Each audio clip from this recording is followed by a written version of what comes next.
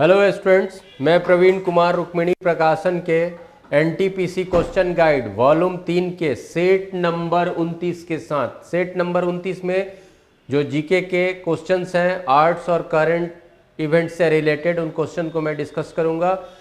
तो set number 29 के GK के क्वेश्चंस और सेट नंबर 29 का जीके का क्वेश्चन जो आर्ट्स सब्जेक्ट से रिलेटेड है वो 62 नंबर क्वेश्चन से शुरू हो रहा है।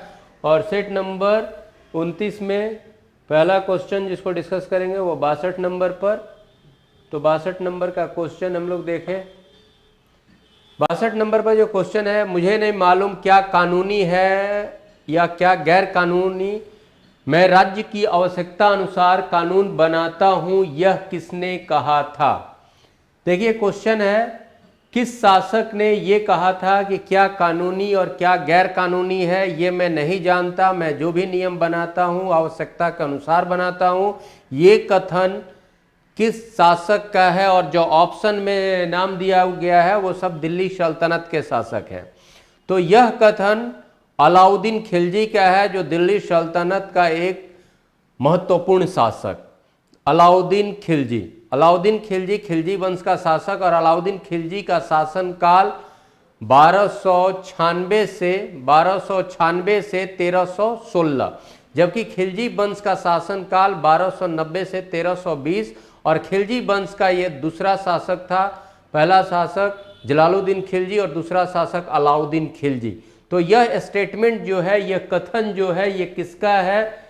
हमारा क्वेश्चन था अलाउद्दीन खिलजी, ये स्टेटमेंट अलाउद्दीन खिलजी का है। अलाउद्दीन खिलजी के बारे में थोड़ी बात हम लोग करते हैं। अलाउद्दीन खिलजी शासक के रूप में, सुल्तान के रूप में उसका पीरियड है 1296 से 1316, जबकि खिलजी वंश का पूरा काल हुआ, खिलजी वंश का आपका पूरा काल है 1290 से 1320।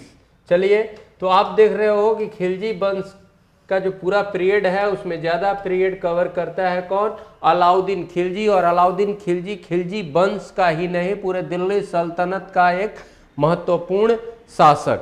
अलाउद्दीन खिलजी को बहुत बातों के लिए जाना जाता है। खैर, हम अपने क्वेश्चन पे पहले आते हैं। और अलाउद्दीन खिलजी एक खलीफा जो इस्लाम का प्रमुख धर्मगुरु,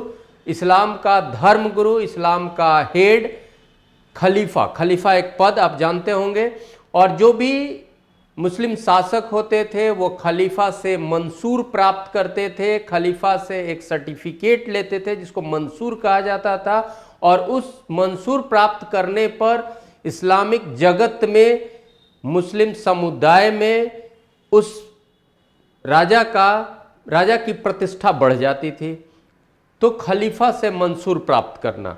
लेकिन अलाउद्दीन खिलजी खलीफा से मंसूर प्राप्त नहीं किया, मान्यता पत्र प्राप्त नहीं किया, लेकिन वो स्वयं खलीफा का सहायक अपने को कहा। वो अपने को खलीफा का डिप्टी कहा, खलीफा का सहायक कहा। यह भी क्वेश्चन आता है। अलाउद्दीन खिलजी अपने को खलीफा का सहायक कहा, लेकिन खलीफा से वो सर्टिफिकेशन नहीं लिया, सर्टिफिकेट प्राप्त नहीं किया, सर्टिफिकेशन के लिए वो कोशिश नहीं किया, मंसूर प्राप्त करने का कोशिश नहीं किया। और अलाउद्दीन खिलजी एक सफल शासक के रूप में आप उसको देखते हैं। अलाउद्दीन खिलजी राजनीति के हर क्षेत्र में, प्रशासन के हर क्षेत्र में काम करता है। और अलाउद्दीन खिलजी अपने बाजार नियंत्रण नीति के लिए बहुत भारतीय इतिहास में ज़्यादा महत्व रखता है। अलाउद्दीन खिलजी की मार्केट कंट्रोल पॉलिसी या मार्केट पॉलिसी, बाजार नियंत्रण नीति अलाउद्दीन खिलजी की। अलाउद्दीन खिलजी दक्षिण भारत में अगर कहा जाए कि सबसे पहले किस मुस्लिम आक्रमणकारी ने दक्षिण भारत में आक्रमण किया, तो वो भी नाम आता है अलाउद्दीन खिलजी का। अलाउद्दीन खिलजी के पहले खिलजी वंश का शासक जलालुद्दीन खिलजी था, जो इसका चाचा था। अलाउद्दीन खिलजी का चाचा था। और जलालुद्दीन खिलजी अपनी बेटी से विवाह भी अलाउद्दीन खिलजी के साथ किया था। और जलालुद्दीन खिलजी अलाउद्दीन खिलजी को कड़ा क्षेत्र का और अवध का नवाब बनाया था। कड़ा क्षेत्र जो इलाहाबाद के पास, कड़ा और अवध का नवाब बनाया था। और अलाउद्दीन खिलजी 1294 में, जब वो सुल्तान नहीं बना था, तभी वो 1294 में ही देवगिरी पर आक्रमण किया था। देवगिरी पर आक्रमण किया था 1294 में, और वहां के शासक रामचंद्र को वो पराजित किया था। वहां से बहुत धन उन लेकर के गया था 1294 में। इसके बाद आप देखते हो कि अलाउद्दीन खिलजी फिर अनहिलवाड़ गुजरात पर भी आक्रमण किया शासक बनने के बाद 1299 में। तो पहला जो दक्षिण भारत में दिल्ली सल्तनत का पहला शासक या पहला मुस्लिम शासक जो दक्षिण भारत में आक्रमण किया वो अलाउद्दीन खिलजी। यहाँ क्वेश्चन कुछ और है। यहाँ क्वेश्चन है किस शासक ने का ये स्टेटमेंट है, किस शासक का यह कथन है कि मैं ये नहीं जानता कि क्या कानूनी और क्या गैर कानूनी है, मैं राज्य की आवश्यकता के अनुसार कानून बनाता हूं। तो ये कथन अलाउद्दीन खिलजी का है। और फिर है एक बलबन जो है गुलाम वंश का शासक। ये गुलाम वंश का था। और बलबन के बारे में आप याद रखिए, इसकी लौह रक्त नीति किसके खिलाफ? लौह रक्त नीति। इस बार बीपीएससी में भी क्वेश्चन रहा है, लौह रक्त नीति, बलबन की लौह रक्त नीति किसके विरुद्ध में? मंगोलों के विरुद्ध में इसकी लौह रक्त नीति, मंगोलों के विरुद्ध में। ये इस चीज के लिए इसको याद रखा जाता है। और भी बहुत सी बातें हैं। बलबन को उलुग खान का उपाधि बलबन को मिला था। बलबन अपने को जिल्ल-ए-इल्लाह कहा था। फिर फिरोज शाह तुगलक वंश का एक प्रमुख शासक फिरोज शाह तुगलक। और ये मोहम्मद बिन तुगलक के बाद फिरोज शाह तुगलक आया था। फिरोज शाह तुगलक अपनी आत्मकथा भी लिखा, फतुहत फिरोज शाही भी है। और फिरोज शाह तुगलक बड़ा इनोवेटिव था। फिरोज शाह तुगलक बहुत से नहरों का निर्माण कराया। सबसे पहला नहर का निर्माण कराने वाला गयासुद्दीन तुगलक, लेकिन ज़्यादा नहरों का निर्माण कराने वाला फिरोज शाह तुगलक। फिरोज शाह तुगलक अपने दासों के लिए सबसे ज़्यादा स्लेब्स उसके पास थे। और फिरोज शाह तुगलक अपने दासों के लिए अलग से एक डिपार्टमेंट बनाया था जिसको दीवाने बंदागन कहा जाता है। फिरोज शाह तुगलक अपने अधिकारियों को पेंशन देने का भी प्रबंध किया था और इसके लिए एक डिपार्टमेंट बनाया था। फिरोज शाह तुगलक बेरोजगारों के लिए भी एक ब्यूरो बनाया था। तो इस तरह से फिरोज शाह तुगलक और बहुत से शहरों का स्थापना भी फिरोज शाह तुगलक कराया था। फिर है रजिया सुल्तान भी आपके गुलाम वंश की शासक। और रजिया सुल्तान जो थे वो इल्तुतमिश की बेटी और फिर ये पहली महिला शासिका हुई दिल्ली सल्तनत की, रजिया सुल्तान। तो ये सब कुछ फैक्ट हुआ। और यहाँ पर जो है मुझे नहीं मालूम क्या कानूनी है क्या गैर कानूनी, ये किसका स्टेटमेंट है? अलाउद्दीन खिलजी का। अलाउद्दीन खिलजी वंश का शासक। और अलाउद्दीन खिलजी का शासनकाल 1296 से 1316। दक्षिण भारत पर आक्रमण करने वाला पहला मुस्लिम शासक तो अलाउद्दीन खिलजी। नेक्स्ट क्वेश्चन की तरफ हम लोग चलेंगे और क्वेश्चन नंबर 63 है, ख्वाजा कुतुबुद्दीन को बख्तियार की उपाधि किसने दिया था? ख्वाजा कुतुबुद्दीन एक कुतुबुद्दीन ऐबक, वो गुलाम का पहला शासक कुतुबुद्दीन ऐबक जो गोरी का गुलाम था और यहाँ पर उसके गवर्नर के रूप में यहाँ पर शासन किया। तो कुतुबुद्दीन ऐबक, और कुतुबुद्दीन ऐबक जो था वो ख्वाजा कुतुबुद्दीन बख्तियार काकी का शिष्य था। ख्वाजा कुतुबुद्दीन बख्तियार काकी का शिष्य था और कुतुबुद्दीन ऐबक ख्वाजा कुतुबुद्दीन बख्तियार काकी के याद में ही कुतुब मीनार का निर्माण कार्य शुरू कराया था। यहां जो क्वेश्चन है कि ख्वाजा कुतुबुद्दीन जो सूफी संत ख्वाजा कुतुबुद्दीन बख्तियार काकी को बख्तियार का उपाधि किसने दिया था? तो वो भी एक सूफी संत ख्वाजा मोइनुद्दीन चिश्ती ने ख्वाजा कुतुबुद्दीन बख्तियार काकी को बख्तियार का उपाधि दिया था। तो ख्वाजा कुतुबुद्दीन बख्तियार काकी को बख्तियार का उपाधि किसने दिया था? ख्वाजा मोइनुद्दीन चिश्ती जो आपका ऑप्शन बी है। तो फिर से मैं एक बात कर रहा हूं, यहाँ पर एक सूफी संत का नाम है, ये सूफी संत का नाम है और सूफी संत का नाम है ख्वाजा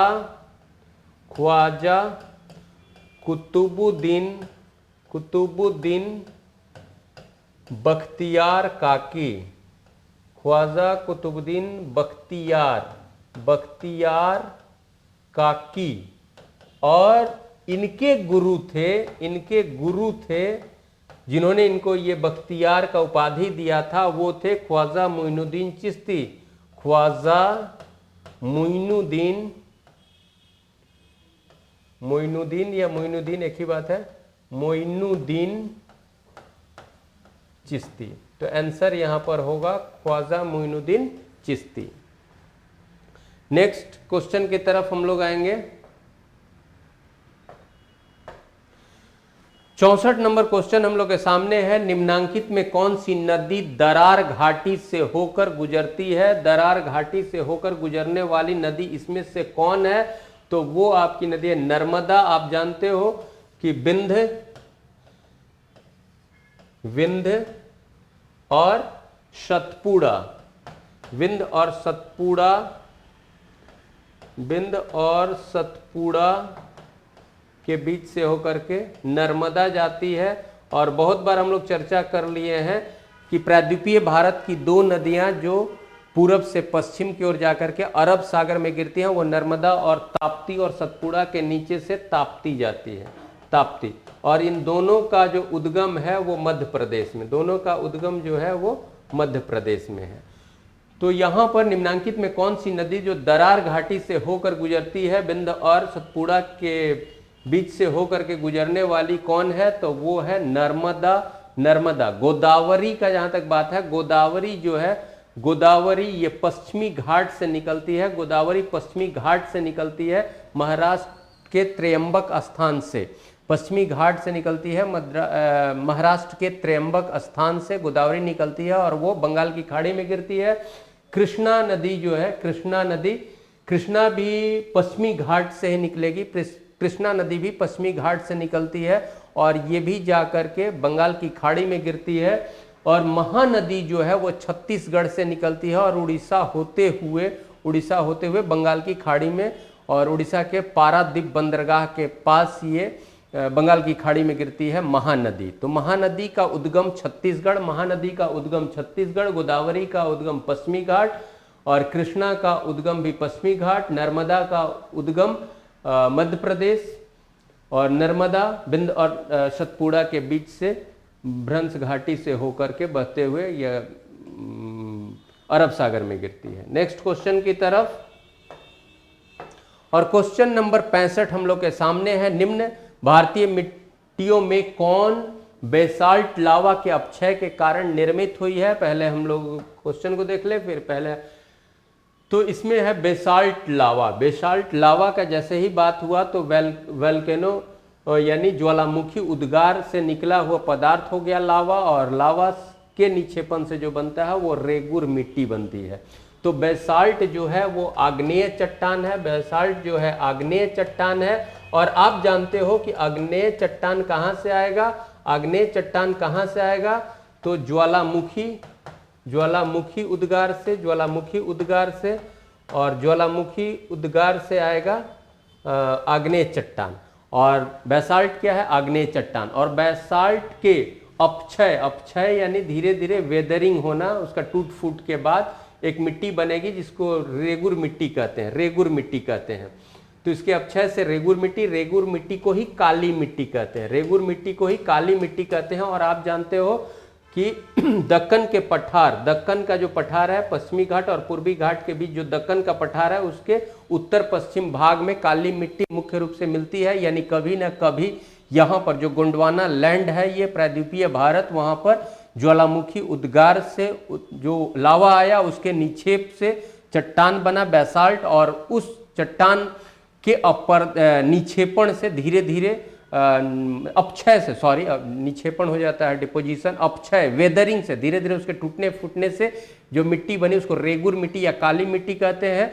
और वो कपास की खेती के लिए सबसे उपयुक्त, सबसे सूटेबल सॉइल वो है। तो यहाँ पर है कि कौन से बेसाल्ट लावा के अपक्षय से बनी हुई मिट्टी है? वो रेगुर मिट्टी। और कहाँ होगा? तो दक्कन पठार के उत्तर पश्चिम भाग में, खास करके महाराष्ट्र में, और वो रेगुर मिट्टी कही जाएगी। उस लावा के वेदरिंग से, अपक्षय से बना हुआ, यानी बेसाल्ट के अपक्षय से बनी हुई वो मिट्टी रेगुर मिट्टी या काली मिट्टी, ब्लैक सॉइल, और which is very suitable for cotton crop यानी कपास के उत्पादन के लिए ये बहुत ही उपयुक्त मिट्टी है। नेक्स्ट क्वेश्चन की तरफ हम लोग आएंगे।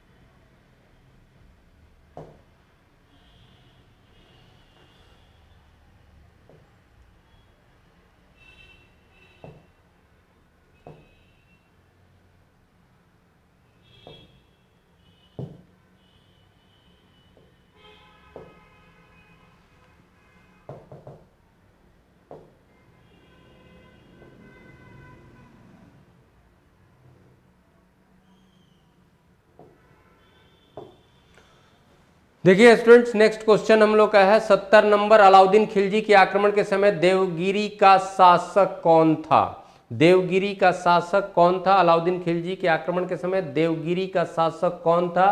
फिर अलाउद्दीन खिलजी पर अभी हम लोग किसी क्वेश्चन में डिस्कस किए हैं, फिर अलाउद्दीन खिलजी का बात आ रहा है, इसको हम लोग देखें। अलाउद्दीन खिलजी के आक्रमण के समय देवगिरी का शासक कौन था? आंसर पहले आपका होगा ये रामचंद्र देव। रामचंद्र देव। अलाउद्दीन खिलजी जब कड़ा का गवर्नर था उसी समय वो देवगिरी पर आक्रमण किया था, और देवगिरी पर उसका वो आक्रमण जो था देवगिरी पर उसका जो आक्रमण था देवगिरी पर जो उसका आक्रमण था उसके जब वो कड़ा का गवर्नर था उस समय ही ये देवगिरी पर आक्रमण किया था। और देवगिरी पर उसका जो आक्रमण था ये 1294 ईस्वी में ही था। 1296 से 1316 अभी हम लोग किसी क्वेश्चन में डिस्कस किए थे कि अलाउद्दीन खिलजी का सुल्तान के रूप में शासन काल है 1296 से 1316, लेकिन अलाउद्दीन खिलजी सुल्तान बनने के पहले कड़ा और अवध का नवाब था, और जब वो नवाब था उसी समय वो देवगिरी पर आक्रमण किया था और यहाँ से बहुत धन लूट करके ले गया था।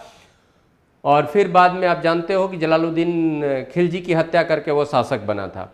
तो जिस समय वो देवगिरी पर 1294 ईस्वी में जब वो आक्रमण किया था उस समय देवगिरी का शासक था राजा रामचंद्र देव। राजा रामचंद्र देव। राजा रामचंद्र देव उस समय शासक था। फिर जब वो सुल्तान बना अलाउद्दीन खिलजी तो फिर 1299 में वो गुजरात पर आक्रमण किया था। गुजरात पर आक्रमण किया था और उस गुजरात की पर आक्रमण किया था। उसकी राजधानी कहाँ थी? गुजरात की राजधानी अनहिलवाड़। अनहिलवाड़ और अनहिलवाड़ पर यह आक्रमण किया था। और यहाँ का जो शासक था, यहाँ का शासक जो था कर्णदेव, और कर्णदेव की पत्नी थी कमला देवी और उनकी बेटी थी देवल रानी। कमला देवी को फिर वो अपने साथ ले गया था। कमला देवी को गिरफ्तार करके अपने साथ ले गया। फिर कमला देवी उसकी बेगम हुई और उसको मलिका ए जहां का उपाधि दिया। ये सब क्वेश्चन इंपॉर्टेंट होता है। तो गुजरात में फिर ये 1299 पर आक्रमण किया था। यहाँ का राजा था कर्णदेव। कर्णदेव और कर्णदेव की पत्नी का नाम था, कर्णदेव की पत्नी का नाम था कमला। कमला और उसकी पुत्री का नाम था देवल। पुत्री का नाम था देवल। कमला देवी को गिरफ्तार करके उसके सैनिक गिरफ्तार किए और फिर जहांगीर के अलाउद्दीन खिलजी के पास ले गए। और अलाउद्दीन खिलजी फिर कमला से अलाउद्दीन खिलजी का निकाह हुआ। कमला को वो मलिका ए जहां घोषित किया। तो ये सब घटना है। यहाँ पर है कि अलाउद्दीन खिलजी के आक्रमण के समय देवगिरी का शासक कौन था? रामचंद्र देव। मलिक काफूर। मलिक काफूर जो गुजरात क्षेत्र से ही पकड़ करके उसकी सेना, अलाउद्दीन खिलजी की सेना इसको पकड़ करके ले गया था। वो ट्रांसजेंडर था। और फिर बाद में अलाउद्दीन का एक सेनापति ये हुआ, एक सेनापति बना ये। और दक्षिण भारत के अनेक अभियानों का नेतृत्व मलिक काफूर किया और किसी में भी वो हारा नहीं। ये बहुत सफल सेनापति हुआ। प्रताप रुद्र देव ये वारंगल का शासक था। वारंगल का शासक था प्रताप रुद्र देव। काकतीय का वारंगल उनकी राजधानी थी। काकतीय वंश की राजधानी वारंगल, और वारंगल का एक शासक था प्रताप रुद्र देव। राणा रतन सिंह ये राजपूत शासक राणा रतन सिंह। और पद्मावती की जो बात है वो घटना राणा रतन सिंह से जुड़ी हुई है। तो आप जानते हो कि राणा रतन सिंह की पत्नी पद्मावती, और कहा जाता है कि चित्तौड़ पर आक्रमण ये पद्मावती के लिए किया था अलाउद्दीन खिलजी, लेकिन उसमें बहुत ऐतिहासिकता नहीं, लेकिन फिर भी ये कहाँ के थे तो चित्तौड़ के थे, चित्तौड़ के, और इनकी पत्नी ही थी पद्मावती। तो इन अलाउद्दीन खिलजी से रिलेटेड ये सब जो घटनाएं हैं उसको भी आप एक बार देखें। यहाँ पर हमारा क्वेश्चन है, अलाउद्दीन खिलजी के आक्रमण के समय देवगिरी का शासक कौन था? तो राजा रामचंद्र देव। नेक्स्ट क्वेश्चन की तरफ हम लोग आएंगे। 71 नंबर क्वेश्चन हम लोग के सामने है। ब्रह्मपुत्र नदी उद्गम से लेकर डेल्टा तक निम्नांकित में किन किन देशों से गुजरती है?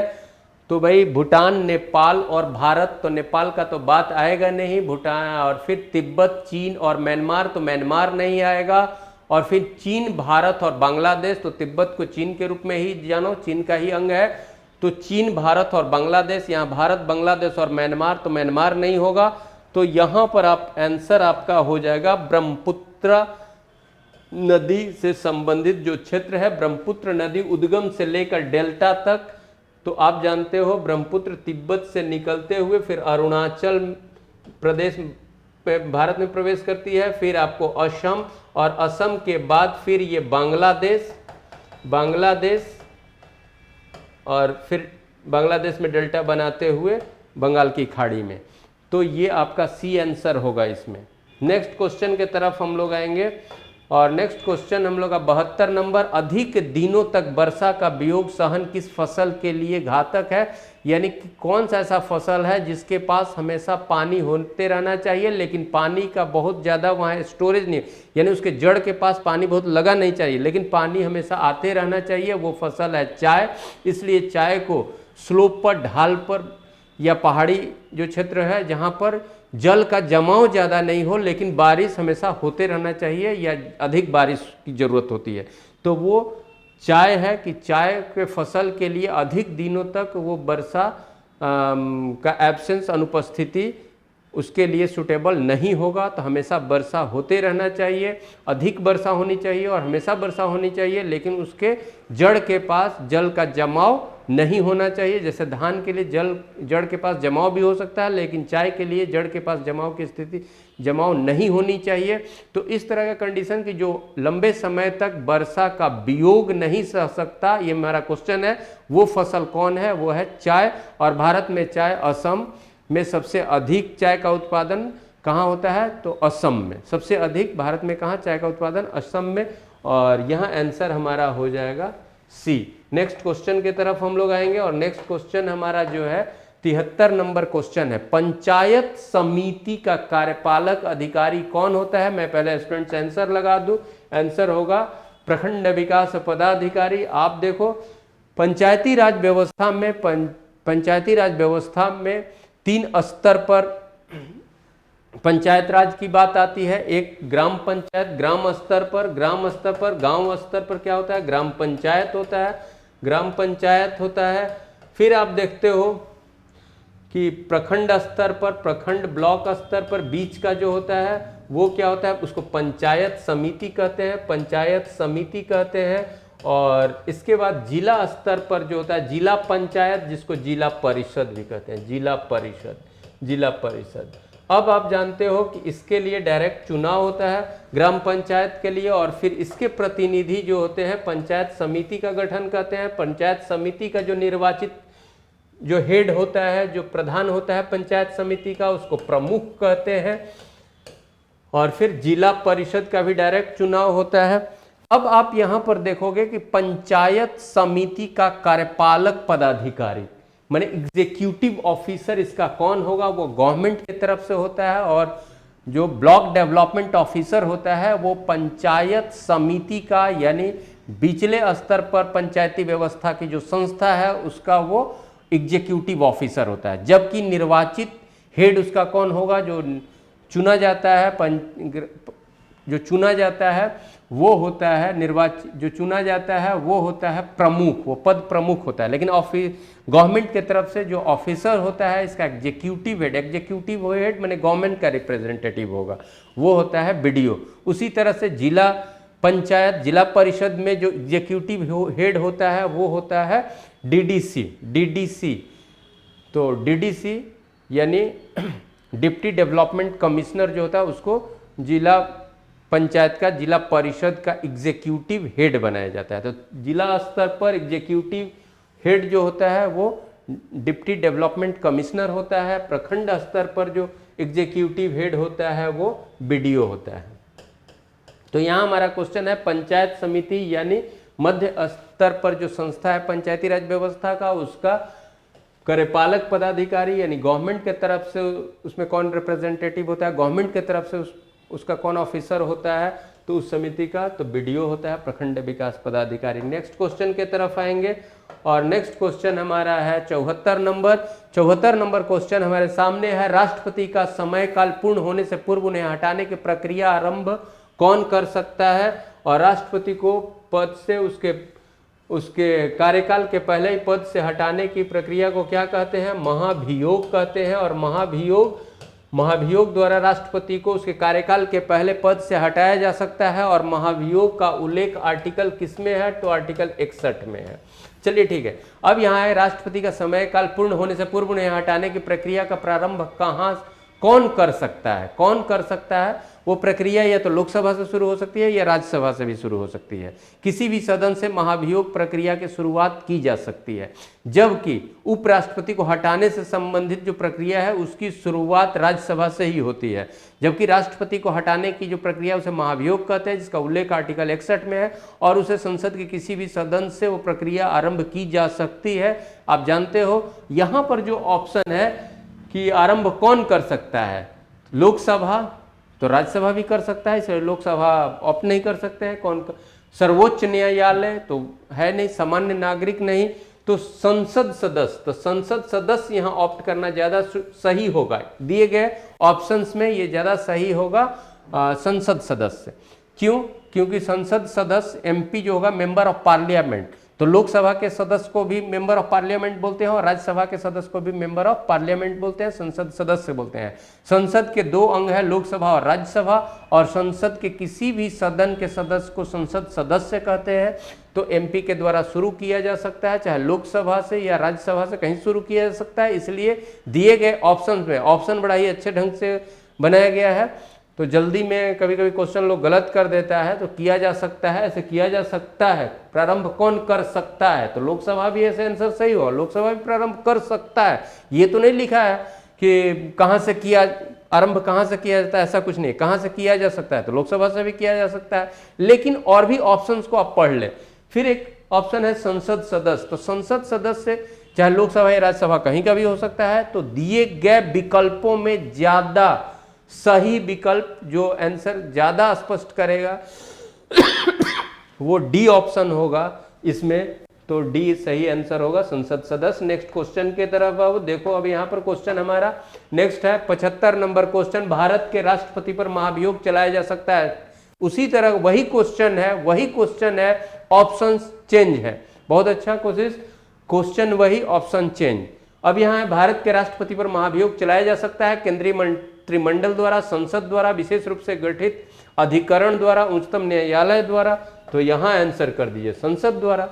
तो महाभियोग कहाँ किसके द्वारा शुरू किया जाता है, संसद द्वारा। संसद के किसी भी सदन से ये शुरू किया जाएगा और संसद के दोनों सदनों से पास होने के बाद ही राष्ट्रपति को पद से हटाया जा सकता है या राष्ट्रपति को पद त्याग करना होता है।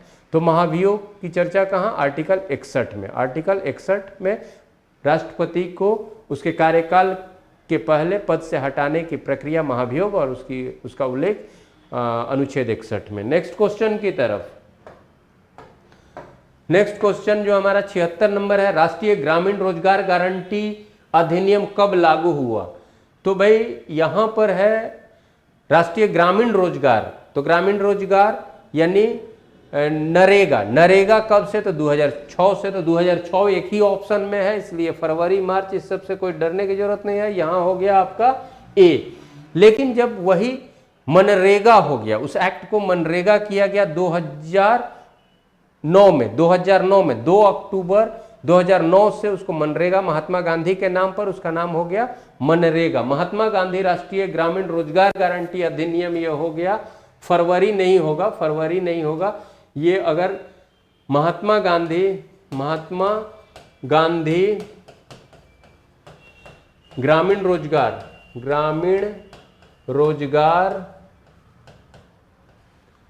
गारंटी अधिनियम ये कब से लागू हुआ, ये कब से, तो 2 अक्टूबर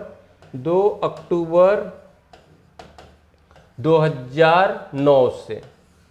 तो ये हो गया मनरेगा। तो मनरेगा हो गया 2 अक्टूबर 2009 से।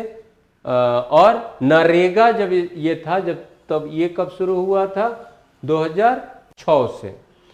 ये क्या था कि ग्रामीण इलाके में जो भी गवर्नमेंट का कोई प्रोजेक्ट चल रहा हो, यानी यहाँ पर है कि ग्रामीण इलाके में वहाँ का स्थानीय लोगों को कम से कम 100 दिन रोजगार देने का उद्देश्य इससे रखा गया।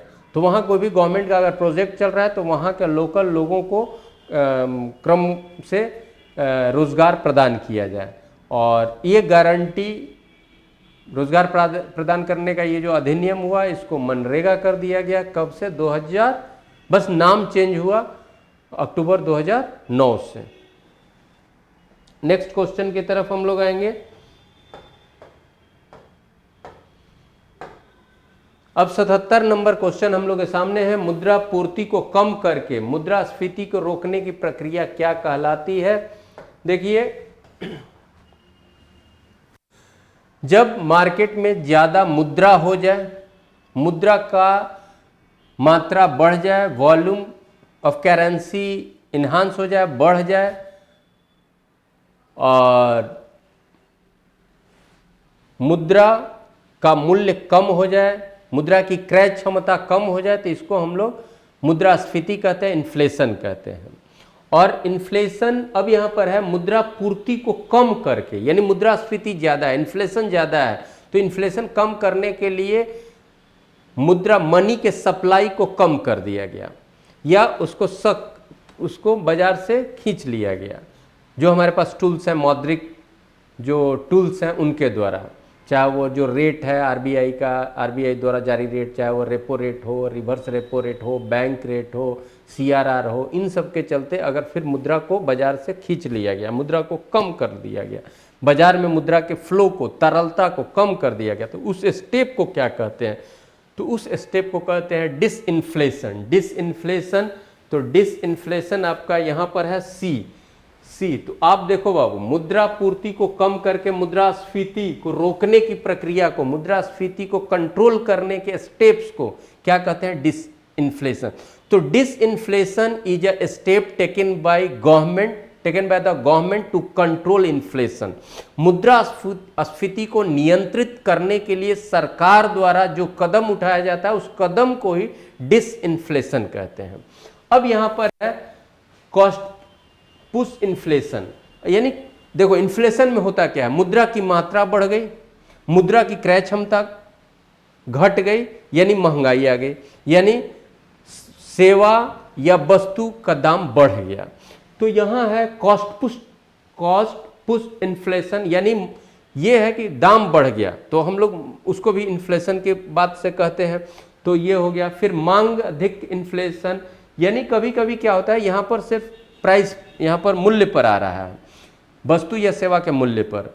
जब डिमांड ज़्यादा हो गया, इसलिए भी किसी चीज़ का मूल्य बढ़ जाता है, तो उसको बोलते हैं डिमांड ज़्यादा होने से वस्तु का मूल्य बढ़ गया, तो इसको मांग अधिक स्फीति, डिमांड पुल इन्फ्लेशन कहते हैं। और लागत, यहाँ पर है लागत अधिक, यानी ज़्यादा कॉस्टिंग हो गया, उससे उसका दाम बढ़ गया, ज़्यादा कॉस्टिंग है, वस्तु या सेवा का लागत ज़्यादा हो गया, इसलिए उसका मूल्य बढ़ गया, तो उसको बोलते हैं कॉस्ट पुश इन्फ्लेशन। ज्यादा किसी वस्तु या सेवा का डिमांड है, उससे दाम बढ़ना, तो डिमांड पुल इन्फ्लेशन। फिर है रिफ्लेशन। रिफ्लेशन क्या है, रिफ्लेशन ये है कि मंदी जब बाजार में इकोनॉमिक एक्टिविटी स्लो है, बाजार में आर्थिक गतिविधियां मंद है, कम है, तो उसको मंदी कहते हैं। Slow economic activity in market, यानी मार्केट जो है वो स्लो है। तो मार्केट को एक्टिव करने के लिए, मार्केट को तेज करने के लिए जो कदम उठाया जाता है उसको रिफ्लेशन कहते हैं। उसको क्या कहते हैं? रिफ्लेशन। तो रिसेशन को तोड़ने के लिए जो भी कदम उठाया जाएगा उसको कहेंगे रिफ्लेशन। रिफ्लेशन से इन्फ्लेशन आ सकता है, रिफ्लेशन से इन्फ्लेशन आ सकता है, जानबूझ करके आप इन्फ्लेशन ला रहे हो। तो मंदी को तोड़ने के लिए जो कदम होगा उसको रिफ्लेशन कहेंगे, मंदी को तोड़ने के लिए जो कदम होगा रिफ्लेशन कहेंगे, इन्फ्लेशन को कंट्रोल करने के लिए जो कदम होगा उसको डिसइन्फ्लेशन कहेंगे। तो यहां पर है मुद्रा पूर्ति को कम करके इन्फ्लेशन को रोकने की प्रक्रिया क्या कहलाती है? तो डिसइन्फ्लेशन कहलाती है। ठीक है, सप्लाई ऑफ मनी कम करके इन्फ्लेशन कंट्रोल करने के स्टेप को क्या कहेंगे? डिसइन्फ्लेशन। नेक्स्ट क्वेश्चन के तरफ। अब नेक्स्ट क्वेश्चन जो हम लोग का है, यदि मुद्रा बहुत अधिक हो जाए और माल बहुत कम हो तो यह स्थिति क्या कहलाएगी? देखिए, माल बहुत कम तो स्थिति नहीं होनी चाहिए, लेकिन माल कम है, माल बहुत कम है, मुद्रा बहुत अधिक है, तो एक चीज तो होगा ही कि वस्तु या सेवा जिस कंटेस्ट में हो का मूल्य क्या हो जाएगा, का दाम क्या हो जाएगा, मूल्य क्या हो जाएगा, दाम बढ़ जाएगा। तो दाम बढ़ जाएगा तो दाम बढ़ जाएगा, किसका दाम बढ़ जाएगा? वस्तु या सेवा का दाम बढ़ गया। तो जब दाम बढ़ गया तो महंगाई की बात, और इन्फ्लेशन में भी महंगाई हो जाती है, यानी इन्फ्लेशन में मुद्रा की क्रय क्षमता कम हो जाती है। तो यहां मुद्रा की क्रय क्षमता कम हो गई है। फिर यहां पर क्या है? मुद्रा बहुत अधिक है। तो मुद्रा बहुत अधिक है, मुद्रा बहुत अधिक है और मुद्रा की क्रय क्षमता कम है, तो ये कंडीशन किसका कहलाता है? इन्फ्लेशन का। मुद्रा अधिक है, मुद्रा का प्रवाह बाजार में अधिक है, मुद्रा की क्रय क्षमता कम है, यानी महंगाई है। तो मुद्रा की मात्रा अधिक है, मुद्रा की क्रय क्षमता कम है, तो इस स्थिति को क्या कहते हैं? इन्फ्लेशन। इसलिए यहां पर क्या होगा? आंसर हमारा इन्फ्लेशन होगा। यहां पर बस ये पकड़ना है, मुद्रा बहुत अधिक हो गया, इन्फ्लेशन, मुद्रास्फीति, इन्फ्लेशन। इन्फ्लेशन में दो चीज तो होगा ही ना, इन्फ्लेशन रहेगा तो क्या होगा? तो मनी ज्यादा होगा, धन का प्रवाह, मुद्रा की मात्रा बाजार में अधिक होगी। चलिए, एक चीज ये होगी। फिर क्या होगा? मुद्रा की क्रय क्षमता, जब माल बहुत कम है, एक ही कंडीशन लगाया हुआ है इस क्वेश्चन में, माल बहुत कम है और मुद्रा ज्यादा है, तो माल का, गुड्स का दाम क्या हो जाएगा? ज्यादा हो जाएगा। तो मुद्रा की क्रय क्षमता भी यहां कम हो जाएगी, क्रय क्षमता कम।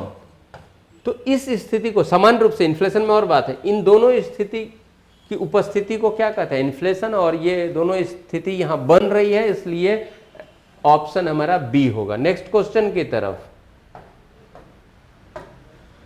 भारतीय सांख्यिकी संस्थान ISI कहां स्थित है? भारतीय सांख्यिकी संस्थान, इंडियन स्टैटिस्टिकल इंस्टीट्यूट, ISI, ये स्थित है कोलकाता में। ISI कहां पर स्थित है? Indian statistical institute. Indian statistical institute कहां पर है? कलकत्ता में। और नेक्स्ट क्वेश्चन, समान रासायनिक गुण वाले दो 80 नंबर क्वेश्चन हो गया। इसके बाद हम लोगों का 98 नंबर पर क्वेश्चन होगा। 78 हम लोगों ने देखा था, अब ये साइंस वाले सर कराएंगे, फिर 98 पे क्वेश्चन है।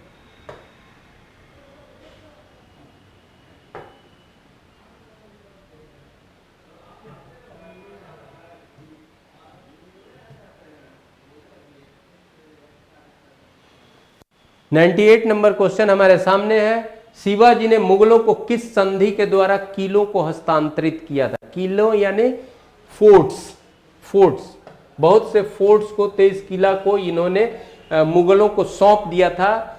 किस संधि के द्वारा? फोर्ट्स। किस संधि के द्वारा अपने अधिकांश किलों को, अधिकांश फोर्ट्स को शिवाजी ने मुगलों को दे दिया था, तो वो संधि है पुरंदर की संधि। पुरंदर जगह जहां पर यह संधि हुई थी, पुरंदर की संधि। आप जानते हो शिवाजी मराठा जाति को एक राजनीतिक पावर के रूप में स्थापित करने वाले, मराठा जाति को एक रूलिंग पावर के रूप में या शासन के शक्ति के रूप में स्थापित करने का श्रेय शिवाजी को जाता है। शिवाजी के समकालीन मुगल शासक तो औरंगजेब, और शिवाजी बीजापुरी शासक को भी पराजित किए। फिर शिवाजी बीजापुरी शासक के द्वारा भेजे गए अफजल खां को भी शिवाजी ने मार डाला। फिर औरंगजेब का दक्षिण भारत का जो एक गवर्नर था शाइस्ता खां, उसको भी शिवाजी हरा दिए। तब औरंगजेब शिवाजी को कंट्रोल करने के लिए भेजा जय सिंह को, महाराजा जय सिंह को, और महाराजा जय सिंह शिवाजी के साथ, महाराजा जय सिंह की लड़ाई होती है और जय सिंह शिवाजी पर भारी पड़ते हैं। और इस स्थिति में जय सिंह महाराजा जय सिंह तो किधर से, मुगल की तरफ से जय सिंह, और इधर शिवाजी के बीच में एक संधि होती है, पुरंदर की संधि। और उस पुरंदर की संधि में बाध्य होकर शिवाजी को अपने बहुत से फोर्ट्स मुगलों को देना पड़ता है। बहुत सा फोर्ट्स उन्होंने मुगलों को दिया, इसलिए इस संधि को पुरंदर नामक जगह पर, पुरंदर एक किला भी शिवाजी का था, उस जगह पर यह संधि हुई, इसलिए इसको पुरंदर की संधि कहते हैं। और इस संधि के तहत शिवाजी अपने बहुत से किलों को मुगलों को दिया। ये संधि जो हुई थी वो कब हुई थी, तो 1665 ईस्वी में, पुरंदर की संधि 1665 ईस्वी में। और इस संधि के तहत शिवाजी मुगलों को अपने, मैं पहले ही बताया था, 23 किलों को, 23 किला 23 फोर्ट्स को ये मुगलों को सौंप दिए थे। तो यहां क्वेश्चन है, शिवाजी ने किस संधि के द्वारा किलों को हस्तांतरित किया, कितना किला ये भी मैं बता रहा हूं। 23 किलों को, अपने 23 फोर्ट्स को मुगलों को सौंप दिया, किस ट्रीटी के द्वारा, तो पुरंदर की संधि। पुरंदर की संधि किसके किसके बीच में हुई, शिवाजी और जय सिंह के बीच, महाराजा जय सिंह के बीच। और जय सिंह किधर से, मुगल के तरफ से। इसके पहले मुगल का कौन था जिसको शिवाजी ने हराया था, शाइस्ता खां जो मुगल का दक्षिण का गवर्नर था। शाइस्ता खां को शिवाजी हराए थे। और इसके पहले बीजापुरी शासक की ओर से जो अफजल खां आया था, अफजल खां को शिवाजी ने मार डाला था। तो शिवाजी अफजल को हराए थे, शिवाजी शाइस्ता को हराए। और फिर मुगल के तरफ से जय सिंह आए, जय सिंह शिवाजी पर भारी पड़े, और फिर शिवाजी को बाध्य होकर के जय सिंह के साथ संधि करनी पड़ी। और उस संधि के तहत शिवाजी अपने 23 फोर्ट्स को मुगलों को सौंप दिया। फिर जय सिंह शिवाजी को यह आश्वस्त करता है कि आप मुगल दरबार में चले, मुगलों के साथ आपकी सम्मानजनक बात होगी। और औरंगजेब के दरबार में शिवाजी तब उपस्थित होते हैं, लेकिन शिवाजी औरंगजेब के व्यवहार से नाखुश हो जाते हैं।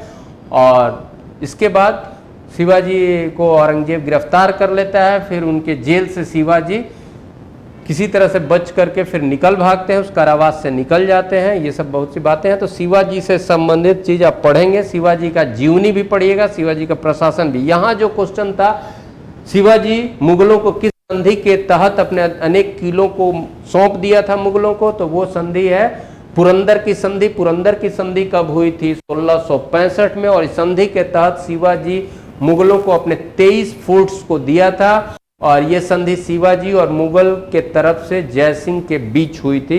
Next question.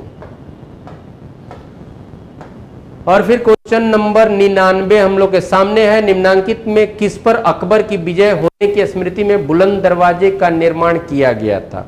यह 99 नंबर क्वेश्चन है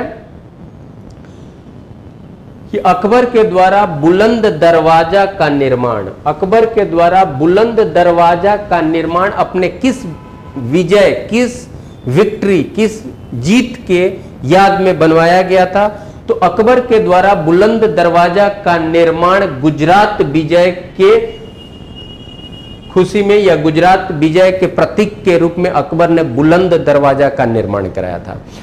और ये गुजरात विजय, अकबर की गुजरात विजय हुई थी कब? तो 1572 ईस्वी में। 1572 ईस्वी में गुजरात विजय, गुजरात को जीता था अकबर। और इस विक्ट्री, इस जीत की याद में वो फतेहपुर सिकरी में एक एंट्रेंस गेट बनाया जिसे बुलंद दरवाजा। तो अकबर ने बुलंद दरवाजा का निर्माण अपने किस जीत के याद में या किस जीत के उपलक्ष्य में कराया था? तो गुजरात। और ये कब का है गुजरात विजय? तो 1572। और बुलंद दरवाजा का निर्माण 1572। बुलंद दरवाजा कहां? फतेहपुर सिकरी। फतेहपुर सिकरी में। और फतेहपुर सिकरी को किसने बनवाया था? किसने इस शहर को बसाया था? तो अकबर, आगरा के पास में फतेहपुर सिकरी। और फतेहपुर सिकरी में गुजरात विजय के उपलक्ष्य में अकबर ने बुलंद दरवाजा का निर्माण कराया था। नेक्स्ट क्वेश्चन की तरफ। और नेक्स्ट क्वेश्चन, नील की खेती करने वालों के विरुद्ध विद्रोह को प्रदर्शित करने वाला नाटक नील दर्पण के राइटर कौन है? नील दर्पण के राइटर कौन है? बंकिम चंद्र। नील दर्पण के लेखक कौन है? दीनबंधु मित्र, बंकिम चंद्र चटर्जी, रविन्द्रनाथ टैगोर, नवीन चंद्र सेन। तो दीनबंधु के रचयिता नील दर्पण के रचयिता कौन? नील दर्पण के रचयिता कौन? तो दीनबंधु मित्र। इस क्वेश्चन को फिर से एक बार सुना जाए। ये क्वेश्चन है जो last question of the set है। नील की खेती करने वालों के विरुद्ध विद्रोह को प्रदर्शित, खेती करने वालों के विरुद्ध विद्रोह को प्रदर्शित करने वाला, यहां पर थोड़ा सेंटेंस गड़बड़ है। नील की खेती कराने वालों के विरुद्ध, अगर कर दीजिए, कराने वालों के विरुद्ध विद्रोह को प्रदर्शित करने वाला नाटक नील दर्पण के लेखक कौन? यहां पर सीधे आइए ना, नील दर्पण, बाद में हम लोग चर्चा करेंगे नील दर्पण क्या है। नील दर्पण के लेखक कौन है? किसकी ये रचना है? तो दीनबंधु मित्र की। दीनबंधु मित्र की। चलिए, बंगाल क्षेत्र में अंग्रेज नील की खेती कराते थे। ऐसे बिहार भी आपका एडमिनिस्ट्रेटिव रूप से बंगाल का ही भाग था। तो बंगाल क्षेत्र में अंग्रेज नील की खेती कराते थे। और नील की खेती का सबसे ड्रॉबैक, सबसे खराबी क्या था कि नील की खेती जहां होती थी, नील का प्लांट जहां लगता था, कुछ दिन के बाद उस जमीन बंजर हो जाती थी, यानी उसकी उर्वरा क्षमता कम हो जाती थी। दूसरी बात, बंगाल में एक चीज और था कि नीलहे किसानों पर बड़ा ही ज्यादती था अंग्रेजों का, नील मालिकों का, और उनसे जबरन काम कराना, उनके उत्पादन का सही मूल्य नहीं देना, ये सब बड़ी ही दयनीय स्थिति नील खेती से जुड़े हुए कृषकों की थी और मजदूरों की। और उनकी दुर्दशा को दर्शाने के लिए एक रचना, एक साहित्य दीनबंधु मित्र द्वारा लिखी गई, और उस साहित्य का नाम है नील दर्पण। तो नील दर्पण में दीनबंधु मित्र बंगाल क्षेत्र के नीलहे किसानों, नील की खेती करने वाले किसानों और मजदूरों की दुर्दशा को दर्शाया है। तो यहां क्वेश्चन है नील दर्पण के लेखक कौन? दीनबंधु मित्र। और ये हमारे सेट का लास्ट क्वेश्चन और जनरल नॉलेज पार्ट का भी ये लास्ट क्वेश्चन होता है। तो ये सेट नंबर 29 हम लोग का सेट नंबर 29 के जीके के आर्ट्स और करंट से रिलेटेड जो क्वेश्चंस हुए वो कंप्लीट होता है। फिर नेक्स्ट सेट के साथ मैं मिलूंगा, नेक्स्ट सेट के साथ मैं फिर मिलूंगा।